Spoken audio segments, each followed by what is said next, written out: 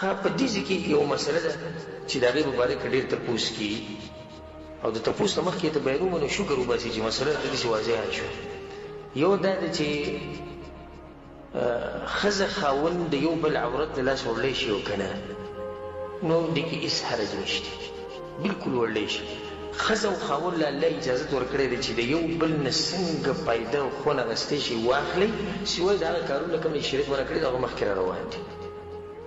د خوند اخیستو یو طریقه دا ده چې سړی د ښځې عورت ته لاس وړي او ښځه چې د سړي عورت ته لاس وړي، نه دا جایز دي. یا د دې تپوس کېږي مثال کې د زنانه په سینه باندې لاس ایښوده، د دې ځینې کسان د غټ جرم ښکاري، غټ جرم ورته ښکاري، حالانکې شریعت د دې نه منع نه کړې، بلکې دا سړی د دغه ځینه خون او مزې اخیستی شي، او څنګه چې دا سړی د دغه ځینه خون او مزې اخلي دغه شان د ښځې ته هم خون او مزې دا ورته میلاویږي د دې کار د لاسه، نو دا هم جایز دي. ځینې کسان دا مسله بیانوي چې ښځې ته لغړ نشي کتی او ښځه خاوند ته نشي کتی کله چې هغه لغړي، دا مسله کمزوري ده. او بلکې ځینې کې خلک پکې دا دلیل ورکوي څه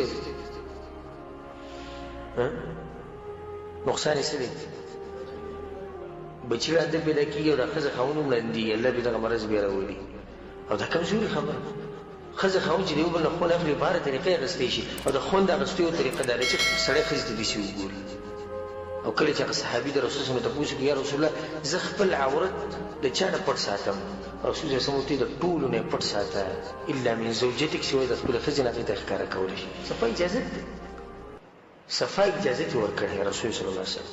نو ښځه خاوند که یو بل ته عورت ښکاره کړي او یو بل ته بلکل لغړ ګوري لکه څنګه چې الله د مور د خېټې نه راویستو جایز دی.